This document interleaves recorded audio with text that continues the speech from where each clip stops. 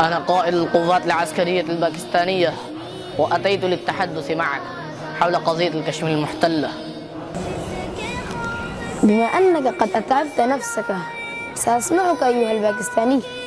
انسحبوا عن كشمير التي غصبتموها ظلما، وقد وعدتم قبل سنين بأننا سنفعل هذا. وماذا سيحدث إن لم نفعل هذا؟ لقد وعدتمونا بأن تعقدوا الاستفتاء على استقلال كشمير، وها نحن قد انتظرنا كثيرا إن لم تنسحبوا من كشمير عندما نهاجمكم ونحررها قهرا، ولن نأسف عليكم. دعني أيها القائد حتى أقتله. حسنا أيها الباكستاني، وما الذي ستفعله إن جمعت جيوشي مرة أخرى وهاجمت لاهور؟ ألم تندم على كل ما قلت؟